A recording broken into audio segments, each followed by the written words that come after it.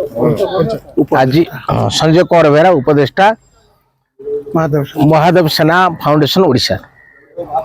आज पारादीप गड़ठारे ये फाउंडेशन एक शाखा कार्यालय उद्घाटन करागला।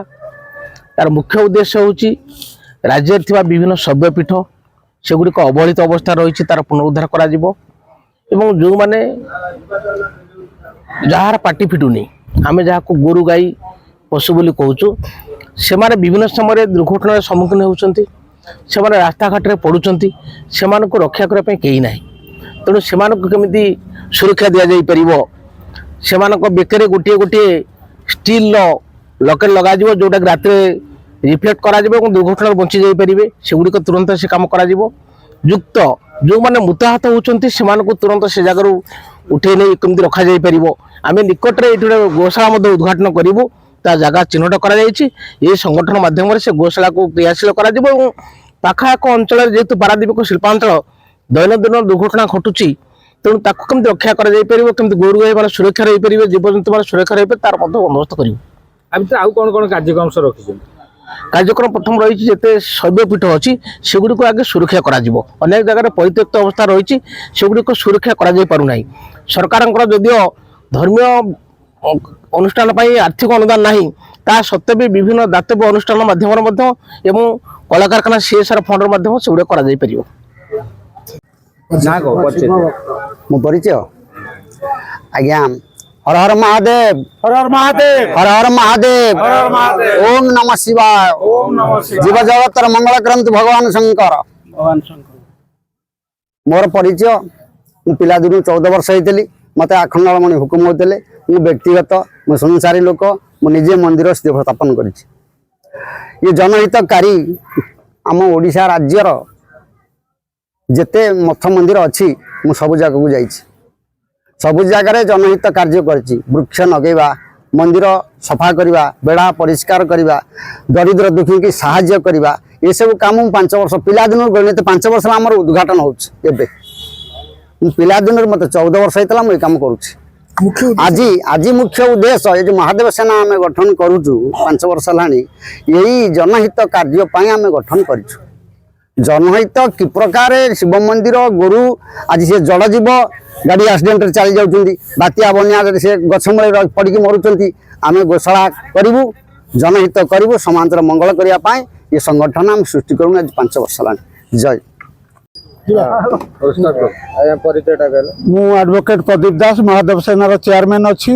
बाबा आमर धनेश्वर दास अच्छा, आमर सभापति अच्छा, संजय भाई आमर उपदेष्टा, मनमोहन साहू आमर कोषाध्यक्ष अच्छा। आमर एटा 5 वर्ष धरी महादेव सेना चली समग्र राज्य में काम करुचु। आज पारादीप गड़ठारे नूतन कार्यालय उद्घाटन करागला। आज जो समाज अवक्षयमुखी होती ताकू लक्ष्य करी लोक मैंने जमी पथभ्रष्ट हो जाती। शिव मंदिर गुड़ाक आमर सब अपरिष्कार हो पड़ी, से गछ लगाब परिष्कार करा जिवो। प्रत्येक शिव मंदिर जेते शिव भक्त काउडिया अच्छा बहुत आड़े धक्कार मरुंच से आम सरकार पाखे दाबी करूँ। से आम समस्त सभ्य अच्छा जेते काउडिया राज्य सारा अच्छा। तेणु आमर मुख्य कथा हूँ आमर जो शिव शंभु जी अच्छा सकल शक्तिर आधार महादेव सेना से उद्देश्य गठन करा जायछि। प्रत्येक जगार आम राज्य में गो जल छत्र खोल गोरु गाई जहाँ को पार्टी फिटू ना, बन्या बात्या मरुड़ी से खाइया पाऊना कहले अत्युक्ति हे ना।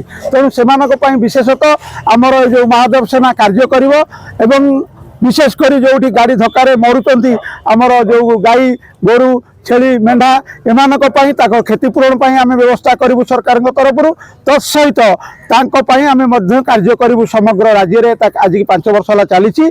आज पारादीप गड़ठारे आमर सरपंच प्रतिनिधि वरिष्ठ आईनजीवी संजय कुमार बेहरा करकमल आज ये पारादीप गढ़े आमर महादेव सेना कार्यालय उद्घाटन करागला। यापर आमर आसंता 14 तारिख भद्रक रे उद्घाटन करा लोकनाथ मंदिर पुरी रे मध्य सेठी करा एवं आगामी दिन में आमर राज्य सम्मेलन हम से प्रस्तुत चली। आमर सब कार्यकर्ता भाई माने एठार उपस्थित अच्छा। विशेषकर ये आमर हुर्सी महांती जी अच्छा, सी आम जगतसिंहपुर जिला सभापति अच्छा। गौतम बेहरा जी अच्छा, सी संपादक राज्यर अच्छा। अन्य कर्मकर्ता आम सब बाछबू बसिकी एवं एटा गोटे नॉन पॉलिटिकल ऑर्गेनाइजेशन। एठी आम साधारणतः आमर जो हिंदू भाई मानकर ପାଇଁ ଆମେ ଲଢ଼େଇ କରିବୁ, ତାଙ୍କ ନ୍ୟାଯ୍ୟ ଦାବି ଆମେ ହାସଲ କରିବୁ ଆଗାମୀ ଦିନରେ। ଧନ୍ୟବାଦ, ନମସ୍କାର। 5 ବର୍ଷ ହେଲାଣି ଚାଲିଛି, 5 ବର୍ଷ ଭିତରେ କୋଉ ଜାଗାରେ ସବୁ ଅଛି ସଂଗଠନ? ଆମେ ସବୁଆଡେ କରିଛୁ, ଆପଣଙ୍କ ରାଉରକେଲା ଠାରୁ ଆରମ୍ଭ କରି ଆପଣଙ୍କର ଜଗତସିଂହପୁର ବି ଆସି କରିକିରି ଯାଇଥିଲୁ, କେନ୍ଦ୍ରାପଡ଼ା, ପାରାଦୀପ, ଯେକୌଣସି ଶିବ ମନ୍ଦିର ପ୍ରାଙ୍ଗଣରେ ଆମର ସମ୍ମିଳନୀ ମାସରେ ଥରେ ଲେଖା ହୁଏ, ଯୋଉଟା ମଧ୍ୟ ଆମର ଯିଏ ଅଛନ୍ତି ସଭାପତି ଆମର ଧନେଶ୍ୱର ଦାସ, ସେ ନିଜେ ପିଲାବେଳୁ ଆଜିକି 50 ବର୍ଷ ତଳୁ ଗିରିମଠ ଗୋଟେ ଅଛି, ସେଠି ସେ ଶିବ ମନ୍ଦିରଟି ପ୍ରତିଷ୍ଠା କରିଛନ୍ତି। ବରଗଡ଼ ଠାରୁ ସମ୍ବଲପୁର ସବୁଆଡେ ଆମର ଶାଖା ପ୍ରଶାଖା ଅଛି। लेटेस्ट न्यूज अपडेट पाई www.nowodisha.com को लॉगिन करंतु।